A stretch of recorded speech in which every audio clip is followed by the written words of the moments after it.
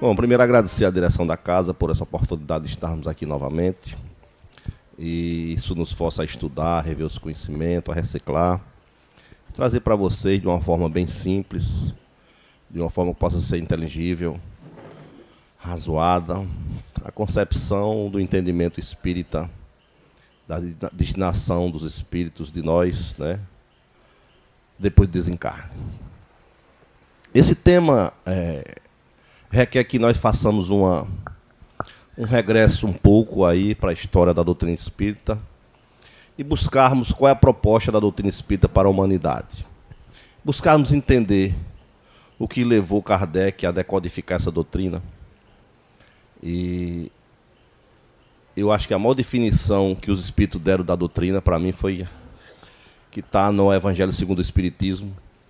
Eles dizem, o Espírito Verdade, que é uma nova ciência, que trata da origem, da natureza e do destino dos espíritos e sua correlação com o mundo corpóreo, de que forma se correlaciona, corresponde com o mundo corpóreo.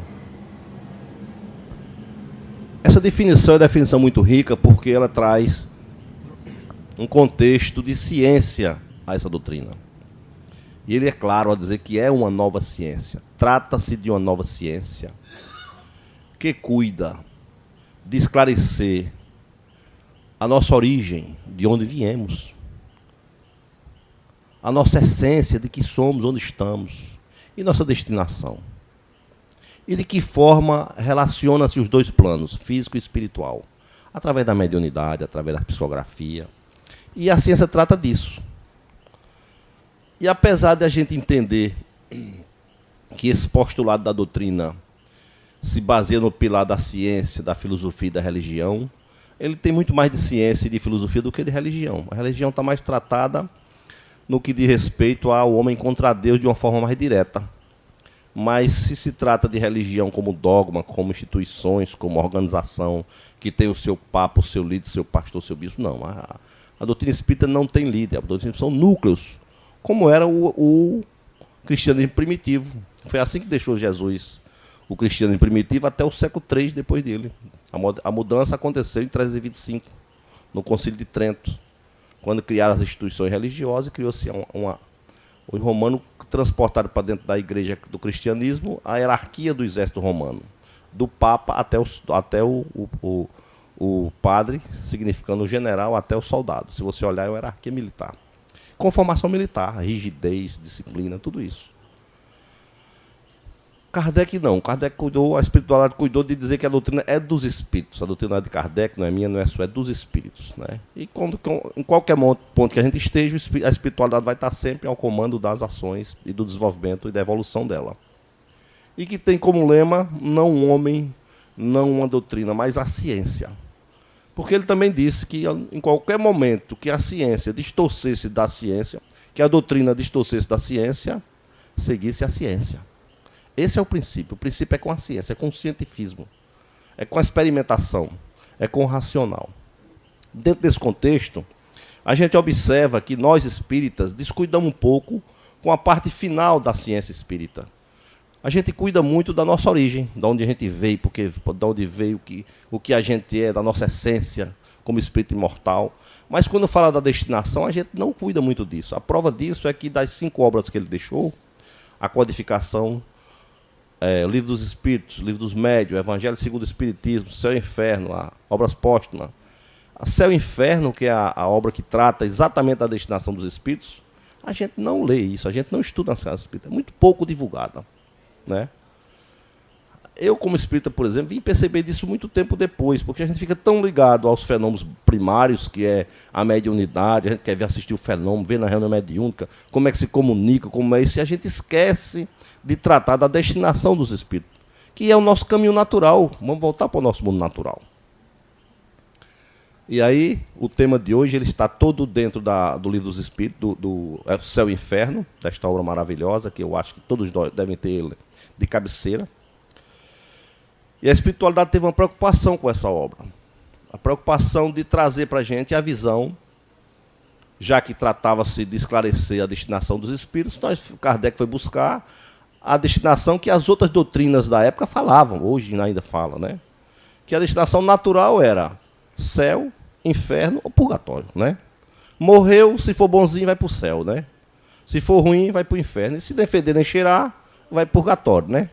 Não fiz nada de bom, também não fiz nada de ruim, para o purgatório. E tem uma característica interessante, é que essas penas, elas são eternas. Se você for um espírito bom, você vai ser eternamente feliz. Se você for ruim, vai ser eternamente por fogo do inferno. E as penas, elas são de forma de torturas corporais. Sempre tem um fato corporal que vai machucar, uma dor que vai machucar você, um fogo eterno que vai lhe queimar, um frio, né? E aí, com essa experimentação, Kardec, na primeira parte do livro, o livro é dividido em duas partes, primeira e segunda parte, ele explica o entendimento espírita e a lógica de cada um desses fatos, do céu, do inferno, do purgatório, faz um chamamento a mostrar, durante a evolução dos tempos, como as doutrinas interpretam isso, as doutrinas cristãs principalmente, que é onde está muito afixado a figura do céu e inferno, e mostra da impossibilidade de Deus como Pai de bondade e misericórdia, um Pai de extrema sabedoria, condenar um pai e uma mãe a destinos diferentes. Ele faz uma comparação, por exemplo, imagina uma mãe que teve um filho que não conseguiu corretamente as orientações, né, da salvação, porque a orientação da salvação também que ele nos coloca, que nós observamos, é o seguinte, é que você, para ser bom, para você, não é o ser bom no entendimento que você tem que ser, não é o ser bom no entendimento que a doutrina que você se reporta, principalmente a Igreja Católica, nos coloca, né? É não pecar, é não fazer isso, não fazer aquilo, mas não é coisas que sejam significativas para a sua evolução moral. Mas se você não foi dentro do que determinava a igreja, você vai para o inferno. E aí uma mãe que foi boa, atendia aos preceitos da igreja, vamos dizer assim, era uma irmã de Maria, como a gente chama no interior, né? E tem um filho que nunca foi para a igreja, não se confessou, não se batizou, não quis fazer nada, morre os dois. O filho vai para o inferno, a mãe vai para o céu. Veja se essa mãe do céu vai ter uma condição de uma pessoa que vive no céu. Vai ver extremamente aflita, porque ela vai separar do seu filho. Né? E não há um amor maior do que o amor da mãe pelo filho. Então Deus não pode ser, na sua misericórdia e bondade, permitir isso. E aí ele coloca também o fato das vidas sucessivas, da reencarnação, e nos mostra da impossibilidade das penas eternas. A doutrina espírita, ela tem dentro do seu postulado, que eu acho o princípio básico, é conduzir o homem à esperança. É nos trazer de novo a esperança. Nos trazer conforto. Através do entendimento das reencarnações futuras, que são construtivas. Você está aqui de passagem, nós estamos passando por uma prova. A vida normal, a vida natural, a verdadeira vida é a vida espiritual. É lá que nós evoluímos, é lá que nós aprendemos, é lá que nós construímos os nossos ideais. Aqui, reencarnado na Terra, no plano terreno, nós estamos em prova, colocando em prova aqueles experimentos que nós fizemos quando estávamos desencarnados no plano espiritual. E fazer provas, nunca é bom fazer prova, né? A gente está sempre, mesmo que a gente saiba da prova, a gente vai com medo, com receio. E quando você está no planeta de expiações como nós estamos, as nossas provas, elas têm um caráter, de certa forma, corretivas. Nós estamos aqui para ajustar uma matéria que nós não estudamos bem no passado, ou que nós não fizemos uma boa prova. E estamos vindo repetir aquela prova. Ou muitas vezes fazer uma prova, vamos dizer assim, a final da prova, você não pode tirar menos de 7 aqui que você não passa, né? Então a gente está mais ou menos num estágio de evolução desta forma. E nessa primeira parte do livro, Kardec nos coloca isso de uma forma muito clara. Se a gente fosse falar disso aqui, dá uma palestra de 4, 5 horas para a gente explicar. Eu estou colocando para vocês para despertar a necessidade da gente ler essa obra, da gente estudar essa obra. A necessidade que a gente tem de entender isso. E para mostrar que essa visão de céu, inferno e purgatório é uma visão que o Papa João Paulo II, que é uma visão que está estritamente restrita à Igreja Católica no nosso país, né? Os muçulmanos também têm, mas no nosso país, basicamente, nós somos de origem católica, nós temos muito arraigado isso no nosso íntimo, no nosso passado. Mesmo nós espíritos temos muita dificuldade de desvencilharmos dessas ideias, desse conhecimento. Mas o Papa João Paulo II, um dos grandes sábios, que transita na nossa humanidade presente, ele fez uma encíclica papal, em 2000, acho 2001, 2002, onde ele tirou essa figura do inferno, do céu, como estrutura geológica, geográfica existente, que está limitada a uma região acima ou abaixo de nós, né? E ele diz, com uma clareza muito grande, que céu e inferno são estados de espíritos. Está dentro de nós. Nós carregamos conosco as nossas angústias, nossas aflições, nossos temores, nossos infernos ou os nossos céus. Né? E ele foi muito feliz, porque se nós vermos aí, na pergunta 10, 17 do Livro dos Espíritos, é justamente isso que o Livro dos Espíritos explica a Kardec, quando ele pergunta sobre céu e inferno. E a espiritualidade maior, o Espírito Verdade, diz, olha, céu e inferno está dentro de cada um.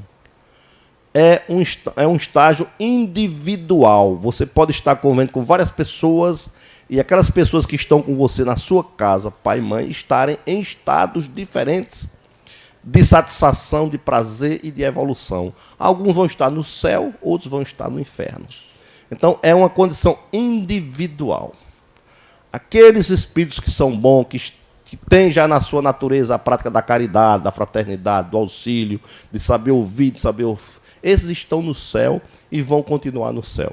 Aqueles que estão ainda vinculados às coisas mais endurecidas, ao crime, à velepedia, à perseguição de famílias e a tudo isso, esses estão no inferno porque eles procuraram isso. Eles adentraram nesse inferno psíquico em que eles se encontram. E esses vão estar no inferno depois de desencarnaram. É exatamente o que Kardec perguntou aos espíritos. Na pergunta dele 17, foi uma definição do Papa na sua encíclica papal, Papa João Paulo II. E com isso nós estamos muito à vontade para falar, porque já se rompeu essa barreira de que tem céu, que não tem céu, que tem inferno, não tem inferno. Então a gente tem que partir daqui entendendo que geograficamente isso não existe. É uma condição nossa. É uma condição psíquica, moral. A dor, e ainda diz mais, o Espírito pergunta, mas e a condição do fogo eterno que dói? E ele diz, não, as dores do espírito após a morte não são dores físicas. O espírito, a alma encarnada, você tem 3 corpos. Você tem um espírito, o duplo etérito, que é um corpo energético, e você tem um corpo físico. Com a morte do corpo físico, sobressai o espírito. Então a dor não pode ser física, que o corpo já morreu. A dor é moral. A dor é moral. É a vergonha de deixar de fazer certa coisa e a vergonha por ter feito coisa que não devia fazer. Então a dor não é física. A dor física extingue-se com o corpo.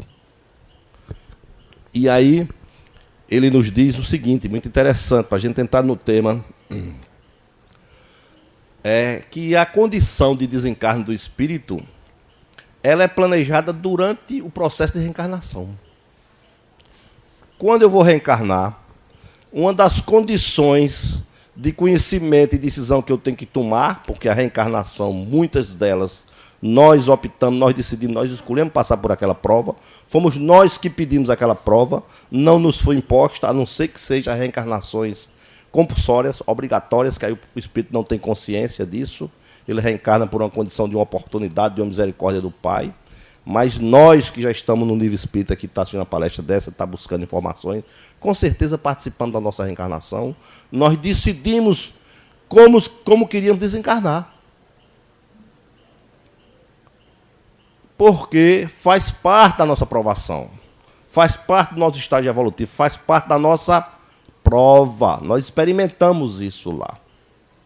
Então, nós que passamos por alguma dificuldade do passado, onde nós cometemos alguns erros, por exemplo, nós participávamos da Inquisição, queimamos muitos indivíduos nas fogueiras da Inquisição. Nós podemos optar por uma prova de passar e morrer também queimado. Só que o modernismo não permite que alguém toque fogo na gente, que nós sejamos submetidos a uma pena de morte por chama. Mas pode nos colocar num acidente que eu desencarne dentro de um carro travado numa chama muito forte. Essa é uma opção minha, isso foi escolhido. Ou posso, de repente, entender que passei por uma experimentação no passado, onde utilizei mal as minhas funções orgânicas, excedi no vício, excedi no álcool, excedi na alimentação, e lesei algumas células espirituais, e eu preciso purgar aquelas células espirituais que estão danificadas. E eu vou nascer com câncer de fígado, de pâncreas, de coração, de rins, de pulmão, para fazer o expurgo daquilo que eu passava. Eu posso escolher isso. E ainda diz mais, a misericórdia do Pai nos dá ainda uma oportunidade. Porque a lei é de amor, pessoal. A lei não é de ódio, não, é amor. É de você pagar essa conta com um centil. Olha, você queimou 1000, você vai queimar só encarnação. Você não vai ser 1000 encarnações e vai desencarnar queimado. Você vai sair uma. Eu furei os olhos do meu pai, do meu irmão, do meu inimigo. Eu vou nascer só com um olho cego. Vou cegar só um olho. Isso é que se chama da misericórdia do Pai. A nossa proposta, nós nos propomos a cegar os 2 olhos. E aí a misericórdia diz, não, bicho, tu vai com só um que já está bom, já está de bom tamanho para tu. Ou então tu até vem para cegar os 2, mas quando tu chega aqui, tu desenvolve uma atividade, onde tu vai ser um médico, um oftalmologista, e vai passar a curar olho e visão das pessoas, e aí a espiritualidade entende e submete a você a um novo julgamento e a um pagamento da dívida com outra moeda. Ó, esse cara curou tanta gente, por que vai ficar cego? E aí faz uma mudança no DNA espiritual dele, ele ainda encarnado, e ele não precisa passar por aquele processo de cegueira. Porque a lei é de amor. A lei é de perdão. Mediante esse contexto, a gente tem, para adentrar no plano, no seu processo de morte, na sua destinação após a morte, a gente tem que morrer. E o primeiro estágio é o momento do seu desencarne. Kardec separa, nas obras dele, desencarne de morte. O espírito tem medo de falar a palavra morte, né? A gente quer falar desencarne, desencarnou. O desencarne, pessoal, é o fenômeno da morte. É o momento que você vai desencarnar. Você vai perder o seu corpo físico de carne e virar espírito. A alma, que é o espírito encarnado, transforma-se em espírito. Ele ali vira espírito. O fluido vital que liga os 2 se separam. O fluido, aquela cola que eu disse que liga o espírito ao corpo, se separa no momento da sua morte. E ele nos diz que a morte, ela depende de 4 fatores básicos. Todas elas têm relação com quanto desse fluido ainda está ligado ao seu corpo. Se você desencarna no momento em que todos os fluidos já saíram do seu corpo físico, apesar de estar vital ainda, mas só está esperando o coração parar para você desligar dele, você pouco sofre nesse momento. Você pouco tem registro. Muitas vezes você dorme, quando acorda já está no plano espiritual. No nosso laboratório, na nossa sala mediúnica, a gente assiste muito isso. O espírito chega e diz, rapaz, eu estava dormindo em casa e acordei aqui. O que foi que houve? E a gente veio para dizer que ele desencarnou. Ó, bicho, tu morreu, tá? Acabou-se, né? E ele disse, rapaz, morri, beleza, estava bem, também não devo nada, fiz bem, não tenho medo de nada, deixa eu seguir meu caminho, né? E ele diz também que quando você está com toda a sua energia vital ativa, você é uma pessoa jovem, uma pessoa idosa, mas que tem princípio vital ativo, que sua energia está muito ligada ainda no seu corpo físico, com o seu corpo espiritual, essa cola ainda está muito forte, e que ao rompimento brusco, você sai numa perturbação muito grande e você sofre durante um certo momento isso. Né? E tem outros que você já não tem mais fluido vital, já não tem mais vida orgânica, mas você continua ligado psicamente esses fluidos ao seu corpo físico. E aí o corpo desencarna, o corpo não tem mais vitalidade, não tem nada, mas o espírito continua ligado ao corpo. Ele não se separa. Normalmente isso é o suicida que acontece. E ele assiste toda a decomposição do corpo, ele sente as dores físicas, porque ele entende ainda como uma ligação que as dores que ele está sofrendo, como ele está vendo os vermes comerem o seu corpo, ele vê e pensa, ainda sente como se fosse física, mas é uma dor já espiritual. E ele diz que outra é quando você tem uma vida em que durante toda a sua vida a relação corpo-espírito, essa cola foi uma relação meio tênua. Nunca houve uma sustentação muito forte, sempre foi uma coisa muito fraca. E aí ele dá um exemplo das pessoas que são desmaterializadas, as pessoas que já vivem uma vida espiritual. São pessoas que morrem facilmente. Por quê? Porque já não tem vida física, a vida já é espiritual. São os grandes homens da humanidade, os grandes homens de família, as grandes mulheres, os grandes exemplos, que estão desapegados. Como é que você conhece isso? Pelo desapego à matéria. É muito comum, a gente tem muito isso no nosso dia a dia. Pessoas que tanto faz ter um bem como não ter, como dar, como precisar, como... Não é assim, a posse não o domina, ele domina a posse, né? E isso está muito característico nos espíritos desmaterializados. O Chico Xavier, por exemplo, dificuldade nenhuma de desencarnar um homem daquele. Não tinha nada. Fez 430 obras. Nunca recebeu R$1 de obra dele, né? Era um homem que recebia um presente de manhã, de tarde ele doava. Recebeu um relógio, chegou a senhora, sou Chico, você passou um remédio, eu não sei como tomar. Ô, minha filha, ganhou um relógio nesse tanto, toma. Era um relógio de R$20 mil de ouro que ele tinha recebido. Toma um relógio para você ver sua hora. Né? Era assim que ele vivia. Então, um homem desse... Na hora que chega a hora dele, já chegou. Então, esse não sofre nada. Esse não tem. E esse tem até consciência, assiste o seu desencarne, o seu desenlace. E aí a gente tem esses 4 processos de desencarne.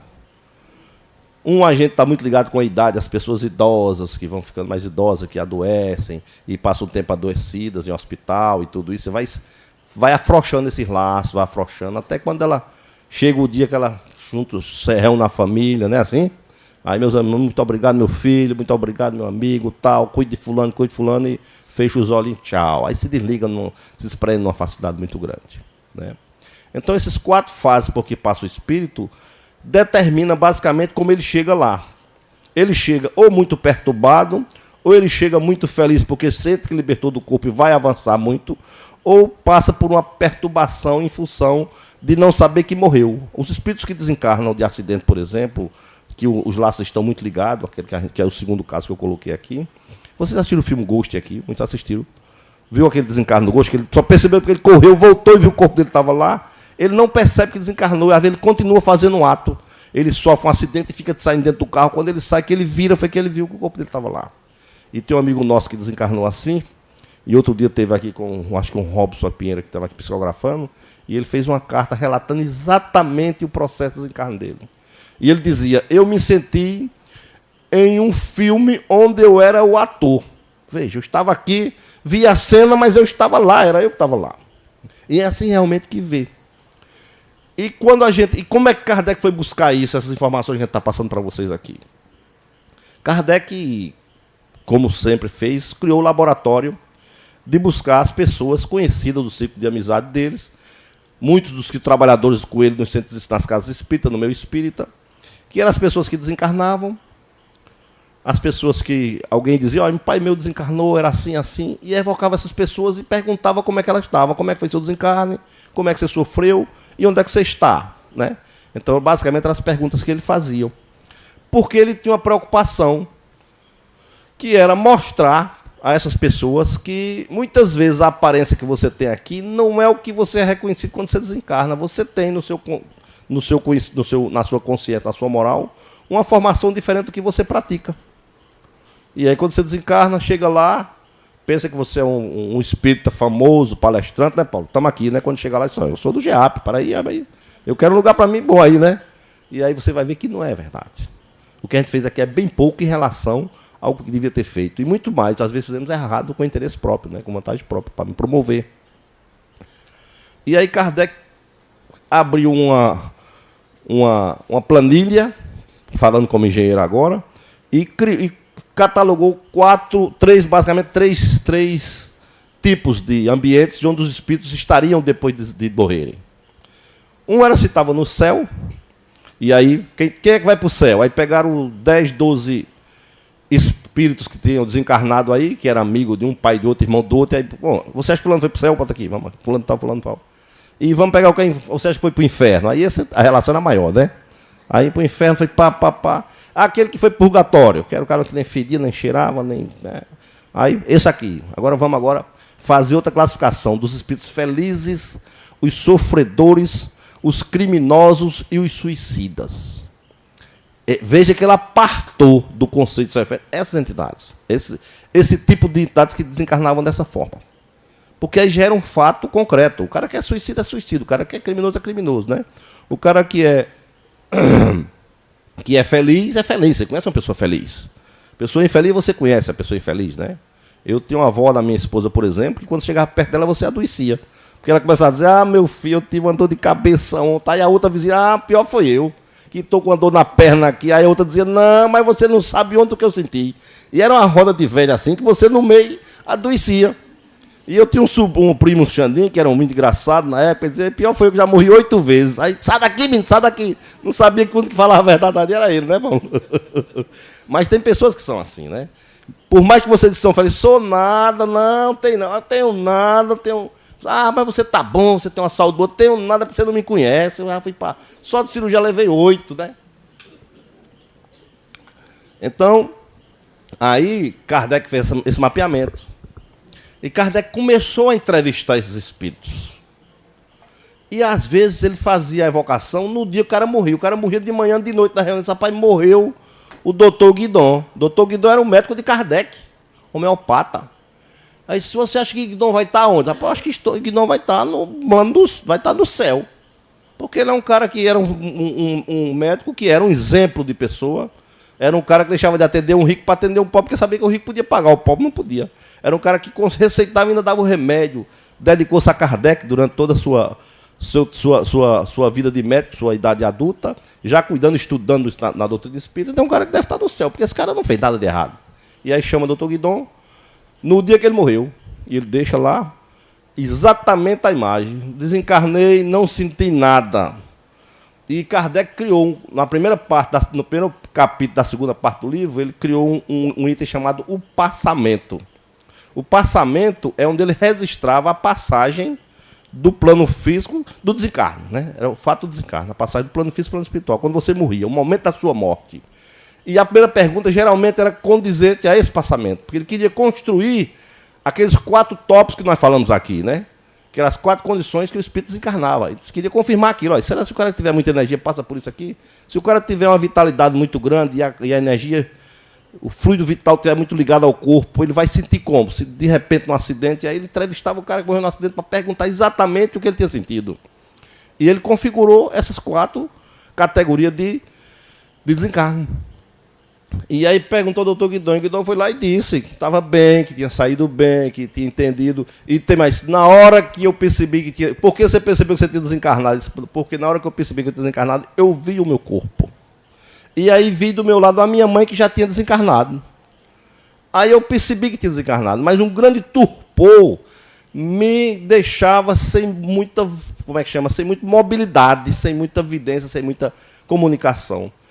E esse torpor, ele percebeu que todos os espíritos que desencarnam têm uma coisa em comum. A morte é indolor, você não sente a morte. Mesmo as pessoas de morte violenta, naquele momento há um torpor que ele não sente a morte, ele não sente o fogo, ele não sente a facada, ele não sente o tiro, ele não sente. Há um apagamento, digamos assim, e depois vem um torpor, que é espaçamento que ele chama. É o momento que o espírito está ali se desligando dos laços, é como se ele estivesse acordando de aquele sono pesado, ou de uma ressaca, um negócio desse tipo. E aí, todos eles passavam por isso. Mas isso, em alguns, demoram horas, meses, anos ou séculos. Depende do seu estágio evolutivo, da sua condição. E o doutor Guidon demorou segundos. Ele percebeu que tinha desencarnado, fez a prece, agradeceu o corpo dele que estava ali. E já deu a comunicação no primeiro dia lúcido. E fez uma advertência a Kardec para que ele se cuidasse. Que ele parasse de ingerir mais fumaça. Porque na época que eles faziam a codificação, era lamparina de querosene, em ambientes fechados. E eles inalavam muito aquela fumaça. Kardec tinha um banho pulmonar. E ele dizia, olha, você tem que se cuidar, porque você, apesar de você vai desencarnar logo, mas você não pode desencarnar agora antes de concluir sua tarefa. Mas você vai desencarnar logo porque você vai ter que reencarnar muito rápido para concluir a sua missão. Quer dizer, além dele desencarnar cedo, ele já tomou conhecimento do papel de Kardec, e Kardec estava doente. Veja que espírito evoluído, já desencarnou trabalhando, continuou sendo médico. No segundo chamamento dele, ele veio e tinha uma média que recebia, ele estava com um problema numa perna, o joelho inchado, com um problema de reumatismo. E ele veio, enquanto ele dava a comunicação, ele pediu para ela esticar a perna, e ele veio incorporar no outro médico, deu um passe nela, e curou o joelho dela. Veja, ele estava numa reunião de estudo para dar uma comunicação que está escrito na Revista Espírita. Kardec, antes de divulgar no livro Céu e Inferno alguns contos desses, algumas comunicações desses, ele botou na Revista Espírita, que era o instrumento de divulgação da doutrina espírita no mundo todo. E ia para a Revista Espírita, e ele estava preocupado em ajudar, em curar aquela média que era amiga dele, companheira de muitos anos. E a média ficou curada. Né? E veio depois, na terceira vez, de outra comunicação, e contribuiu muito para essa definição do Kardec. E Kardec chama Max, dentro do conceito dos espíritos infelizes. O cara era mendigo. Chamava Conde Max, era apelidado. Toda cidade do interior não tem um bêbado, não tem um doido, não tem um mentiroso, não tem um político, não tem tudo, né? Então a cidade do interior tinha esse cara que era o Max, era o mendigo que vinha mendigando na cidade. Aos 40 anos de idade teve uma doença, nasceu, os pais morreram muito jovens, ele ficou órfão, tentou trabalhar, não conseguiu, ficou inválido aos 40 anos e durante 50 anos mendigou, viveu 90 anos. E mendigava vendendo livros, vendendo os livretos, vendendo cordel. E as pessoas, como ele se vestia bem, a roupa dele, aquela, né? Não tem um que veste paletó e gravata, não tem um doidinho que anda por aí assim, né? E a apelidade de Conde Max. E o pessoal major chamava ele só de Conde, Conde, Conde. E aí evocaram o Conde. E o Conde chegou lá e disse, eu sou feliz, hoje eu sou feliz. Disse, mas de onde vem sua felicidade? Ele disse, da missão cumprida. A proposta a que me submeti, de melhorar a minha humildade, de conseguir servir as pessoas de que no passado eu fiz meus escravos, e de desencarnar sem reclamar nada por onde eu passei, a fome, o frio, a sede. E sou feliz porque estou reconhecido como uma pessoa que cumpriu sua tarefa. E ele diz, mas de onde vem essa sua condição de conde? Aí ele diz, no passado eu fui senhor de todas essas terras por onde eu transitei nessa encarnação. Senhor daquele castelo, tinha todos como os meus escravos e vassalos, os sacrificava para o meu benefício próprio. Morri muito jovem, mas eu bebia, eu comia, fazia festa, fazia farra, dava piso em negro, prendia negro, e meu amigo morri. E quando cheguei lá, aqueles a quem eu prejudiquei me fizeram jogaram muita praga, me pediram muito mal. E eu vivi um período muito ruim na minha morte. No meu período que passei aqui, no plano espiritual. Até que um dia eu cansei, aquilo que eu disse, o torpor foi muito demorado dele. E pedi, Deus, até quando isso vai demorar? E ouvi uma voz, até quando você quiser. Se eu quero, o que preciso? Voltar para reparar os seus erros. E aí passei um tempo me preparando e aceitei a missão. Pedi para vir como mendigo, para mendigar, auxiliar aquelas pessoas que estavam em minha volta. E vivi auxiliar, dormindo na estrebaria, para burlar, para lapidar a minha vaidade. Para polir a minha vaidade. Com humildade. E consegui. Veja, evocar o camarada, acharam que ia ser um espírito infeliz. O cara era feliz, estava lá. Fiz a minha missão. Evoca a viúva. Viúva, mãe de 5 filhos. Da mesma forma, sou feliz, mas como feliz se você viveu miseravelmente, os filhos passando fome? Ah, mas na encarnação passada eu fui uma mãe muito, muito relapsa, e não é do que os filhos, e fiz isso. Agora eu vim com a missão de recebê-lo novamente como filho, e só fiz isso, me dediquei a meus filhos. E aí se você pegar aqui, tem uma infinidade de chamamentos. Alguns são mais, digamos assim, mais didáticos, outros são mais, nos conduz mais à sensibilidade. Com isso, Kardec nos traz, neste laboratório, uma coisa muito clara. É que, conforme nós vivemos, aqui nós morremos. Conforme nós morremos, nós continuaremos no plano espiritual. Uma coisa que ficou muito característica é que os espíritos, aqueles homens que já têm o desprendimento material presente, são espíritos que mais fácil ascendem aos planos espirituais, sem sofrimento, sem, digamos assim, sem traumas. E aqueles que têm ainda um apego material, mas que fizeram caridade de alguma forma, que deram aquilo que sobrava, que na época de Kardec, a gente tem que entender caridade diferente de hoje, né? Na época de Kardec, a fome era muito grande, o frio era muito grande. A Europa passava por uma fase de transformação muito grande. Apesar de ser o século das luzes, mas foi o século que mais se produziu miséria e mais se produziu fome e guerra. Por quê? Porque era a época das grandes confusões, das grandes ideias novas. Para você ter uma ideia, só na França, onde Kardec estava, ele conviveu com 3 pessoas ao mesmo tempo, que criaram 3 grandes doutrinas. Ele viveu com Marx. A obra de Marx tem 3 anos de diferença de Kardec, do Livro dos Espíritos. Marx participava das reuniões espíritas com Kardec. E viveu com a teoria das espécies, da teoria das espécies, que fez a configuração do macaco, da evolução, a teoria da evolução das espécies. Darwin, também 2 anos de diferença. Então foram 3 obras, 3 grandes conhecedores, 3 grandes espíritos, que tinham reencarnado na França e que trouxeram junto com Kardec 3 grandes movimentos. E todos eles são movimentos hoje ativos, exceto a teoria das espécies, da evolução das espécies, que passa por algumas transformações. Né? Nós temos uma teoria nova agora, que é a teoria do design inteligente. Eu acho que poucas pessoas ouviram isso até agora. Porque é uma coisa criada aí em 2000, um grupo de cientistas se reuniram para mostrar que na natureza o que prevalece é o belo, é o bonito. Então Deus só cria coisas belas. E, independente daquela teoria de Darwin, que era o mais forte, não, é o mais belo. Não é o mais forte, só sobrevive o mais belo.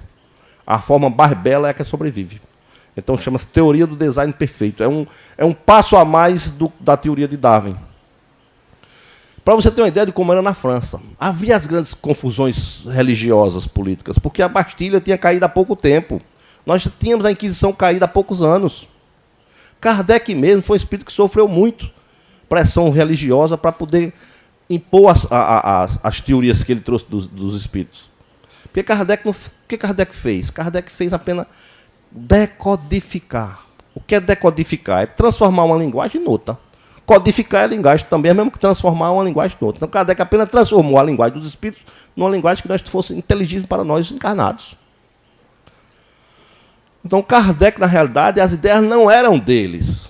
Não eram dele. As ideias eram dos espíritos. Ele colocava. Agora, ele, como homem de muito conhecimento, homem didático, um professor renomado, e aí o seu nome tinha peso quando as pessoas iam discutir com ele, iam discutir com Kardec, não, com Rivail, que a discussão era com ele. E ele tinha uma argumentação muito forte, tinha muito conhecimento.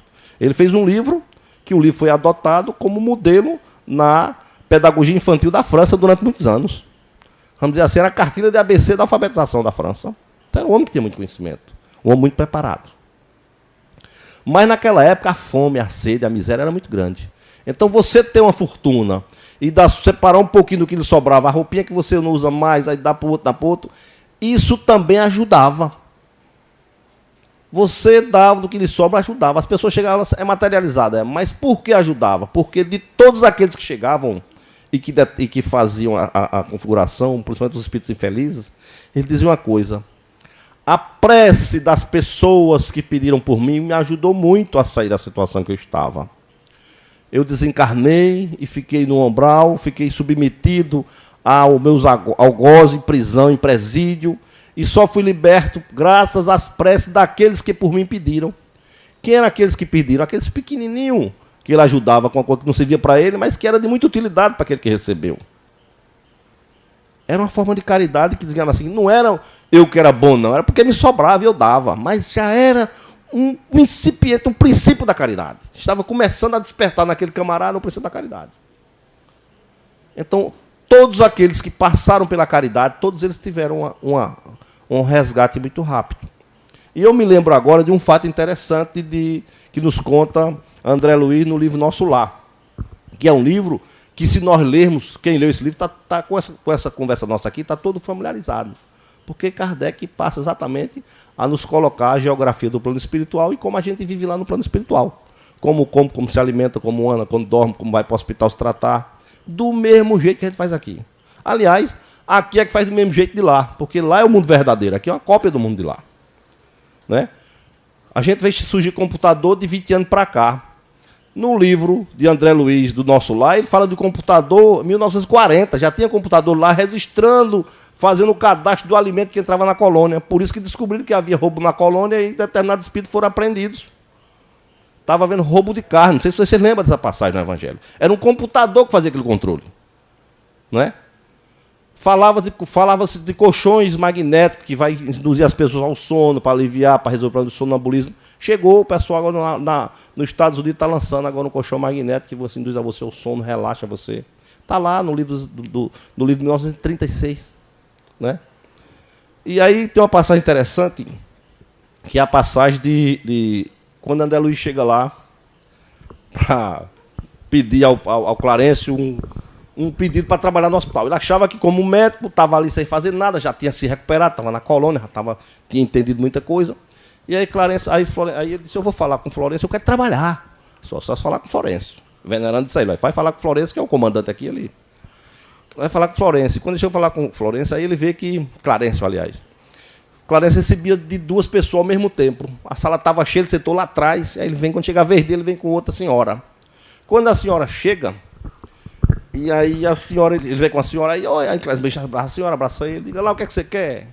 A senhora disse: não, eu vim aqui pedir por uma filha minha, que está muito precisada, está lá na terra, não consegue sair com dificuldade financeira, tal. E chora, fala. Aí Clarencio disse: sim, como é que você vai socorrê-la? Cadê o seu bônus hora? Bônus hora é uma pontuação que você tem na espiritualidade das ações que você faz, do bem que você faz, das ações positivas que você faz. É ponto. Na escola não é assim. Faz uma tarefa e aí, por ter feito bem feito, recebe 10, recebe 9, recebe 8. Você recebe uma missão. Cumpriu bem a missão, tem uma pontuação. Chama-se bônus horas. Esse bônus hora é uma moeda que você pode trocar por um favor, por comprar uma casa, por comprar para ter um acesso ao hospital, para trazer uma pessoa sua do umbral e botar no hospital. Passa a ser uma moeda de troca. Por quê? Se você fez por alguém, vai ter alguém que faça por você. Não é que você vai pagar fisicamente por isso. Que aquela pessoa que lhe ajudou, que você ajudou, você pode pedir a ela que lhe ajude. E ela vai lhe ajudar com muito prazer. E aí ele perguntou que bônus dólar era isso. Não tem um bônus dólar nenhum. Eu já mandei para a colônia de repouso, você não atendeu. Já mandei para você para o Ministério do Auxílio, você não conseguiu. Ah, mas no Ministério do Auxílio todo mundo é chato, o pessoal é complicado, só tem doente. Mandei você para o Vale do Resgate. Ali não, ali só tem espírito doente, chegando de guerra, eu não aguento não. E tudo que ele botava, ela tinha uma resposta, né? Então como é que você quer ajudar a sua filha? Vá lá para o Vale do Descanso, do Repouso, que é um lugar que ficam lá, que as pessoas não querem fazer nada, ficam sem fazer nada mesmo. É o céu. Come, dorme, vai lá tudo para trabalhar. Tudo lá tem lá. Vá para lá até você entender, pelo cansaço, que aquele mundo não é o seu. Aí André Luiz, que viu a base, disse: acaba não deu, né? Aí para mim não vai dar nada. Ele falou assim: pediu o quê? Disse: não, veja bem, eu vim aqui, mas aí enrolou, sai de sal. Você queria pedir para trabalhar, né? Isso era. A sua medicina não serve de nada aqui, não. Aqui a medicina é espiritual. A sua medicina é técnica. Você tem que aprender a medicina espiritual. Trabalhar com amor, com afeto, com carinho, querer trabalhar. Aliás, André, você está aqui não é por merecimento só seu, não. É merecimento pelas pessoas que pediram por você. Aí ele, principalmente sua mãe, que é minha amiga, que está no plano superior. A mãe dele estava no plano superior ao dele. Lembra da história do céu e inferno que eu dizia aqui, da mãe que separou do filho? A mãe de André, quando desencarnou, ela não reencarnaria mais na Terra, porque ela quis reencarnar. Ela estava num plano tão superior a ele que ele não conseguia ver ela. Para ele ver ela, ele teve que se desdobrar para ir para o plano dela. E sua mãe, que é minha amiga, está na estação superior, pediu por você, há muitos anos tentava lhe resgatar e não conseguia. Você não a ouvia, ela não conseguia chegar até você. Aquilo que Jesus dizia: reconcilia com o teu inimigo, com o teu adversário, com o teu opositor, enquanto está com ele na caminhada. Porque depois vão te jogar o ranger de dentes. Vão te jogar no calabouço. E vai ficar num local que não sairá até pagar outro centil. E mesmo que você queira se reconsiderar, um abismo muito grande os separará. É porque os espíritos bons vão ficar longe do espírito mal. O espírito evoluído fica distante do espírito que não evoluiu ainda. É uma condição natural, é o princípio da densidade. É que nós falávamos há pouco tempo. Depende da evolução do espírito. Você vê André Luiz, a mãe não tinha acesso ao filho, o filho não via a mãe. O plano vibracional que ela estava, o corpo fluídico dela, ele não conseguia ver, não conseguia senti-la. Só depois que ele foi resgatado, preparado, desdobrado, foi que ele conseguiu falar com ela. E aí Clarencio disse: não foi mérito seu, não. Primeiro por sua mãe, E depois, você lembra que você atendeu 6.000 consultas grátis? 6.000, você atendeu 6.000 consultas grátis, André Luiz, no seu consultório. Isso é verdade. Das 6.000 consultas, 3 pessoas ficaram gratas a você. 3, de 6.000. Mas essas 3 pessoas pedem tanto que a gente já não aguentava mais, né? Eu me lembro de uma passagem aqui de um amigo nosso que chegou aqui numa sala de socorro nossa desse jeito. Aí pede demais, pede até resolver que eu não aguento mais. Não resolve o negócio desse camarada aí que eu não resolvo. E aí pede. E aí veio na visão mental dele uma velhinha que no dia anterior estava no lago, estava vendo um concerto, ele estava lá, e a velhinha vinha para abraçar ele, ele evitava a velhinha. Era aquela velhinha que ele atendeu. E que naquele momento ele não queria, que era uma pessoa chata, né? Sai daqui. Lá, já na colônia espiritual. Você vê como ele tinha arraigado dele lá do orgulho, né? Era uma pessoa simples e tudo, ele não queria falar com ela. Era ela que insistia. Vai buscar André, eu não vai buscar doutor André, eu não aguento, não. Então tá aí a caridade que ele fez. E ele fez, sabe como ele fez essa caridade? Porque a secretária dele, ela chegou para ser atendida, também devia ser uma pessoa picuinha, né? Chegou assim, não, deixa eu ser atendido, ficou ali na porta. E a secretária, quando ele ia sair do fim do expediente, doutor André, está aqui desde de manhã, doutor André. Sai, bota para dentro. Ele botou para ele, atendeu ligeirinho e pronto. Foi isso aí que ele fez. Foi isso que ele fez. E ela ficou grata, agradecida. Reconheceu-se o valor dele. Reconheceu-se o valor daquele momento e a importância para ela que foi aquele tratamento. Então, é isso que está lá registrado no livro do Céu e Inferno. Essas passagens que a gente tem. E o entendimento de que a vida continua. De que nós vamos ter uma nova experimentação. E de que nós vamos nos preparar para reencarnar. E que nós estamos aqui reencarnados até o dia que for útil a nossa proposta. No momento que acabar, a gente vai embora. Porque isso aqui é como a gente estivesse preso a um corpo, a uma prisão, que a gente tem que se libertar. Algum de nós, espíritas e não espíritas, a gente não entende ainda. E Kardec diz no livro do Céu e Inferno, se perguntar a um mendigo, você vai ter uma chance para sobreviver mais um ano. Ele quer. Apesar de mendigo, pobre, passando fome, mas ele não quer morrer. Do mesmo jeito, se perguntar a uma pessoa rica, rapaz, tu vai passar aí, mas se tu fizer uma cirurgia dessa, mas vive mais um ano, eu quero ver mais um ano. Ninguém quer morrer. Por quê? Porque está incutido, está lá no livro dos Espíritos, Deus nos colocou no nosso consciente o instinto de sobrevivência. Então, em primeiro lugar, eu quero sobreviver. É uma lei natural. Então, enquanto tiver chance, como é que diz? Enquanto tiver esperança, a gente luta, né? Esperança não pode ser nome de sogra, né, pessoal? Porque não morre nunca, né? É a última que morre, né? Mas é uma coisa interessante. A gente tem que entender que as leis são leis naturais. E que todas elas têm uma proposta na nossa vida. Passou um carro, ele chama lá na parte dos espíritos infelizes, não, espíritos sofredores.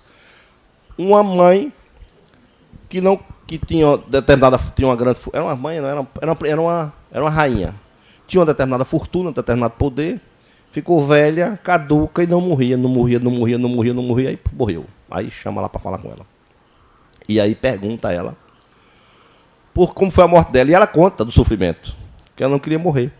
Então já havia acabado aquela cola que a gente falou, o fluido vital já tinha separado, o corpo físico já não tinha mais vitalidade nenhuma, mas por orgulho dela, ela não morria.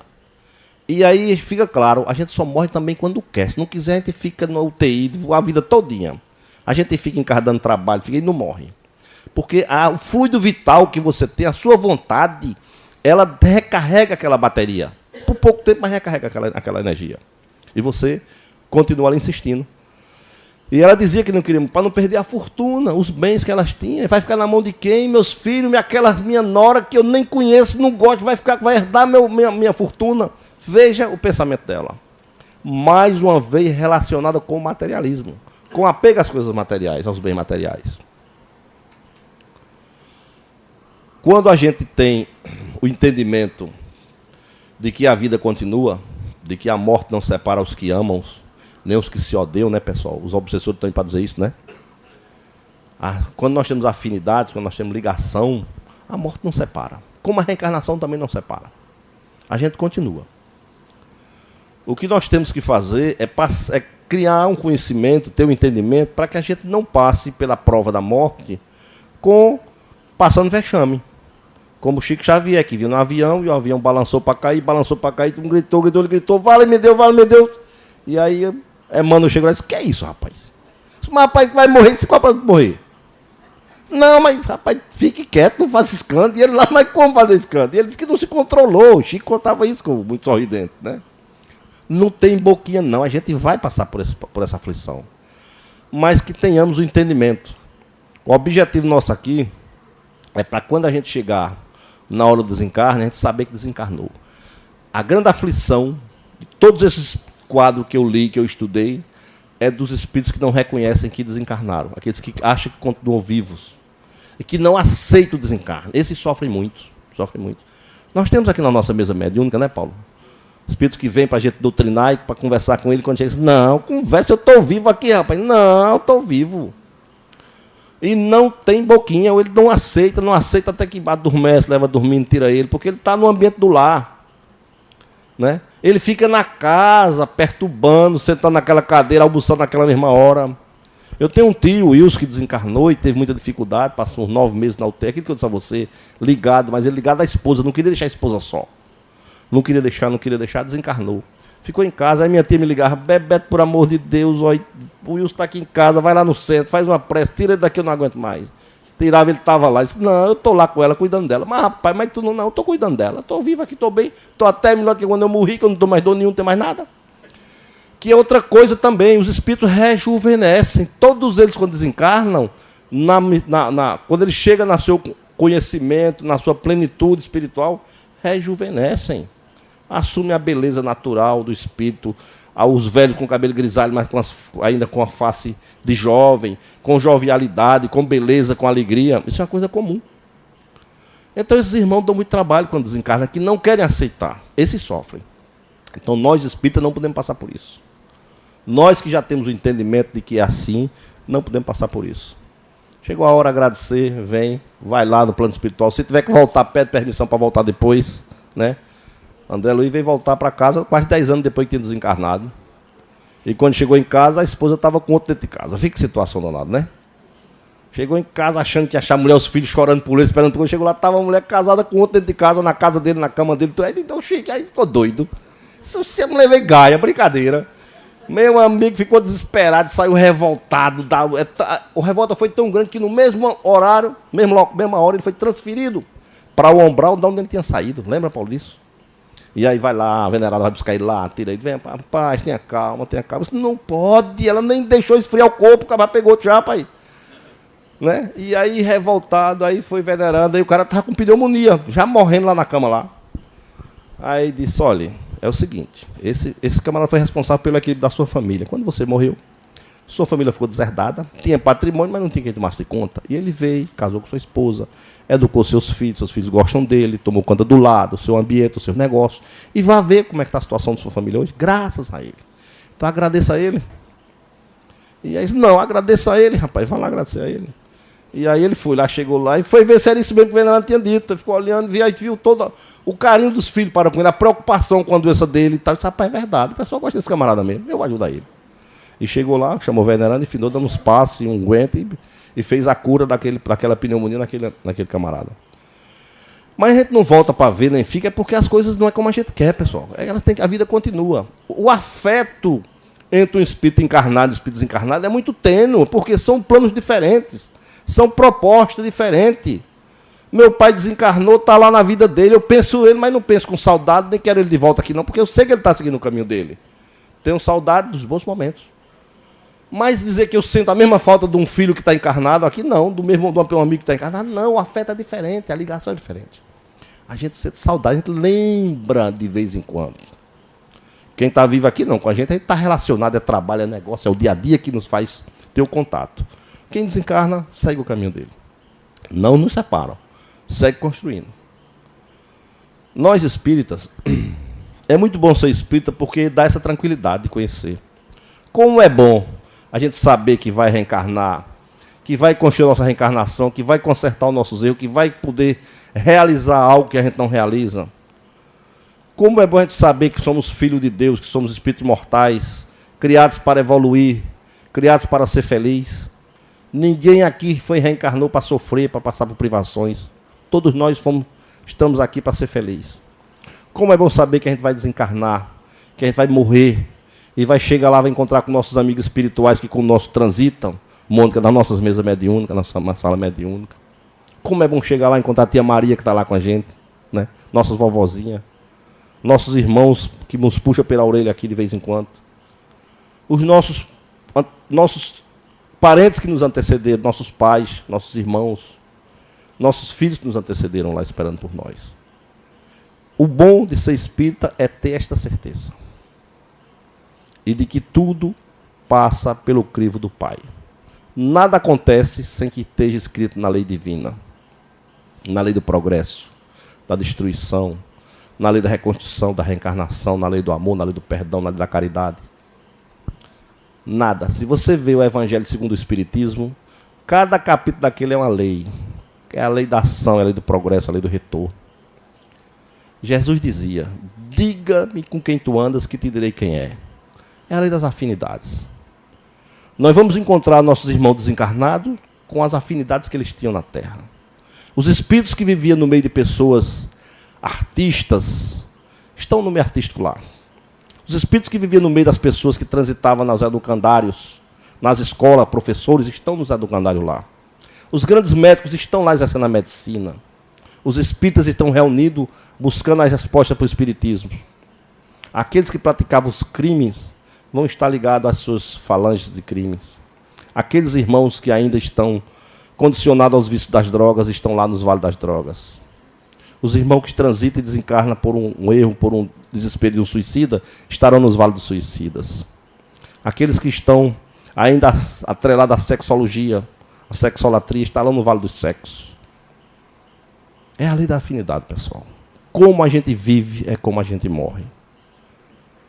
Isso é a lei. Busquemos fazer o que a doutrina nos orienta. Não é ser o melhor, é ser melhor. A proposta espírita não é para que sejamos os melhores, é para ser melhor. A proposta espírita não é ser a religião do mundo, de ser a melhor religião, é ser a base e o conhecimento de todas as religiões. As religiões, quando entenderem as doutrinas espíritas, vão crescer com muita velocidade. Vão tirar da mente de nós, da nossa mente, do nosso entendimento, do nosso psiquismo, o sofrimento e a tortura do inferno. A busca incansável pelo céu. Ou a revolta, o comodismo e o descaso do purgatório. Tenhamos em mente, a doutrina é razão, a doutrina é amor, a doutrina é estudo. Que o Mestre Jesus esteja conosco, nesta noite de fim de carnaval, onde a alegria predominou nesta cidade e que agora estão sendo recolhidos aqueles irmãos cansados, que já morreram, mas que ainda estavam ligados à alegria, ao divertimento, ao álcool, mas que cansaram nessa festa. Está sendo feito um grande movimento espiritual de recolhimento desse irmão para os seus sítios vibracionais, naturais, hospitais, asilos, as creches, para recomeçar uma nova existência. Que tenhamos certeza que Deus predomina e que o bem sempre vencerá o mal. Paz, prosperidades a todos, meus irmãos. Muito obrigado.